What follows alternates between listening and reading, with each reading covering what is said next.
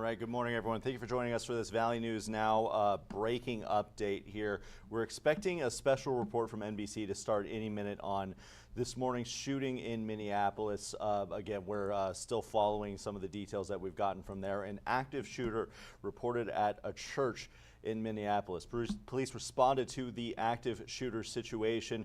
Police department in Minneapolis confirmed to KARE 11, our NBC station there, that a shooter opened fire at Annunciation Church on Wednesday morning. Again, there's also a Catholic school there. That special report is live. We're going to go there now. Minneapolis. The city says there is an active police situation at Annunciation Church, that the shooter is contained, and that there's currently no active threat to the community. No official word yet on how many victims. Governor Tim Walz says that he has been briefed on the situation and that he is praying for the kids and teachers who are in school there. Let's bring in NBC News correspondent Adrian Broadus. Adrian, you and I have both worked in Minneapolis. It is my hometown. Annunciation Church is well known in South Minneapolis. It is not just a church, it is also a pre-K through 8th grade school that did begin classes just this past Monday. What are we learning right now? Joe, you know that so well, and you know what the first week of school is like for many of students, not only in that neighborhood, but across the country.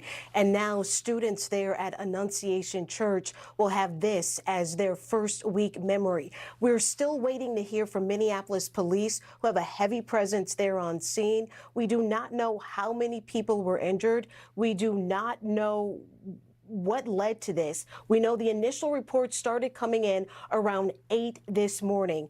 And I spoke with a source at the Hennepin County Medical Center, HCMC. That is the level 1 trauma hospital there in the city. And they are quite busy right now. My source telling me they're dealing with, quote, a mass casualty situation, calling this a crisis. So we're waiting to hear official word from Minneapolis police. And the last 24 hours, Joe, have been extremely violent and tough for officers and investigators there in Minneapolis. Before this active shooter incident, they were investigating 3 separate shootings within a 24-hour time span, including a mass shooting that injured 6 people and 1 person died in that shooting. So now these officers are stretched thin once again as they're trying to determine what happened here. But the latest information we received from the city of Minneapolis is that there is an active police situation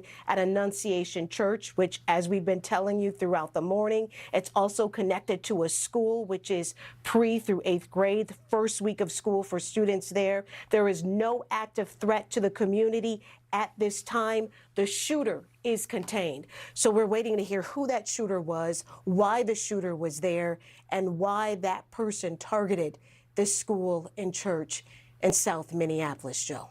And Adrian, what we also know, according to the school's website there, classes started on Monday, and on the schedule was an 8:15 a.m. Wednesday morning all-school mass. If that was happening, that would have been taking place, the mass, at the time that the shooting was first reported. Again, we are expecting to hear more from Minneapolis city officials in about a half an hour to learn more information about what may have happened here at Annunciation Church in Minneapolis as the investigation is ongoing. Let's bring in NBC News law enforcement contributor Evie Pompouris. Evie, tell us what is happening right now with the investigation, especially with the word that there's no active threat to the community at this time, and that the shooter is contained. What is the focus for not just Minneapolis police, but also the State Patrol that's on the scene and the Bureau of Criminal Apprehension, which is sort of like the FBI for the state of Minnesota? Yeah, so let's break this down into components. We know the shooter's contained, and when you hear that, you want to think, okay, self-inflicted gunshot wound, which sometimes happens in these active shooter scenarios where the shooter takes his own life. Was it somebody there physically at the school, perhaps that was armed, or was it by police? So those are the 3 things you're going to think of, like what happened to this shooter, and these are the 3 lanes. You're going to secure the environment. The next most important thing, obviously, are the injured. As you're saying, we're hearing mass casualty. Going to a trauma 1 hospital, and something you just mentioned before, we did that in the U.S. Secret Service as well. Trauma 1 means it's a hospital that can deal with the most trauma, gunshot wound. So that's absolutely where you want to go when you have a scenario like this, because they have the tools and the skills to save lives. And so that's going to be the next most important thing happening. And then the levels of investigation, right? Once all this gets sorted out, and because these are the most important things, shooter and then obviously victims now. You're looking now at the investigation. So you mentioned the mass, 8:15 a.m. mass. Okay, so the individual committed this. Did they target that mass? Where exactly did the shooting take place? In the school or in the church? And then you're going to want to look at, was the shooter tied to the school or the church in some way, right? Was there a connection? Sometimes, not all, but sometimes we may see a connection with the shooter to the location that they decide to take action. And so you're going to look at those different things. Another thing, did they communicate this? We do often see that in these active shooter scenarios, did they communicate this? Did they post this? Did they tell anybody? One of the common denominators when you see these types of shootings, they will communicate it in some way, shape, or form. Right? And then what was the goal? Because again, this is quite heartbreaking. You're looking at pre-K through 8th grade, very young children. A very terrifying scenario in the first week of school. And even if you look at the reporting for this week, there were even multiple college campuses that dealt with a lot of calls, active shooter calls. The majority of those did turn out to be swatting calls. So they would turn out to be false. But you actually had multiple schools, first, second week of school going into lockdown. So we're seeing something really significant happening. Active shooting scenarios, and then also these false scenarios happening at these schools. Very terrifying. Just as the school year is getting started for so many, most in Minnesota, actually in public schools, don't begin until the day after Labor Day, but some of the private schools, including Annunciation, starting earlier this week. Evie, Adrian mentioned this has been an especially violent last 24 hours in Minneapolis, including another shooting in another part of South Minneapolis yesterday afternoon. 7 people shot, 1 killed. At last check, no suspect there.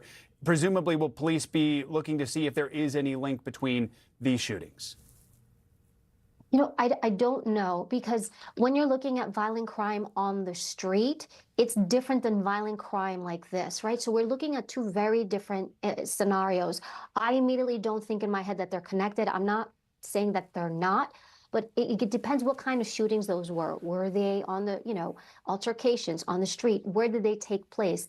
This is different. This is, I'm going to a specific place, a school, a place of worship with children to conduct a mass shooting. So to me, those are 2 very different elements.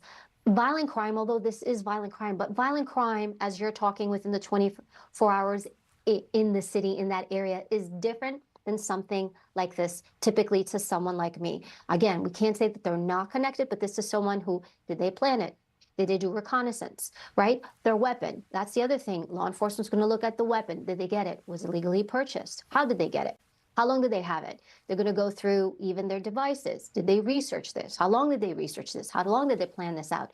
How did they know about the 8:15 mass, right? All these different things. So from the point I'm at now, I don't see them as connected. Again, as we get more information, that may reveal different significance.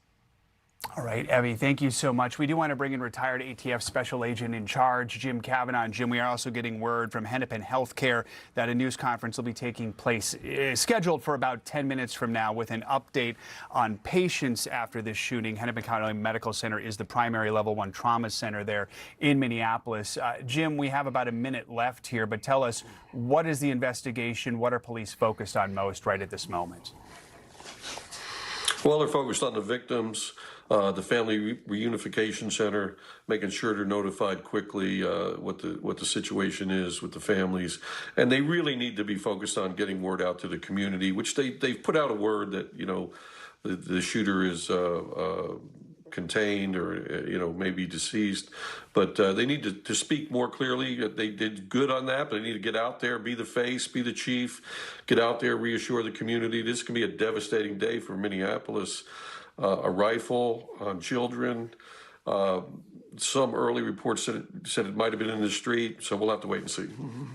Yeah, and that will be one of the primary questions that we hope to get answered from city officials, is exactly where this shooting took place. And also the city of Minneapolis saying that it has set up a reunification zone nearby the scene of this incident. No active threat to the community at this time. The shooter is contained at this time. All right, and we now can confirm the gunman did die from a self-inflicted gunshot wound. We are going to be back on the air for that hospital news conference, and as news warrants, this concludes our NBC News Special Report. More ahead on News Daily and our streaming network, NBC News Now, and online at NBCnews.com. A full wrap-up tonight on Nightly News. I'm Joe Fryer. Thanks for watching. Well, there we have it. The latest from Minneapolis so far on this situation. Again, a shooting at Annunciation Church and the K through 8th school that was there.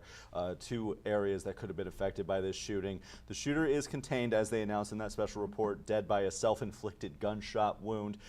This happened right around 8:30 this morning. There's an 8:15 mass there. It was the first week back to school. There's going to be a news conference in a few minutes here at Hennepin Healthcare on the number of patients that are being treated from this. It was called a mass casualty incident by one of the contributors on that special report. So stay tuned for updates. We're going to keep following this as it develops. And of course, make sure to have your Valley News Live app handy. Check out our website, valleynewslive.com. We'll keep everybody updated just as much as we can. But for now, for Valley News Now, I'm Devin Fry.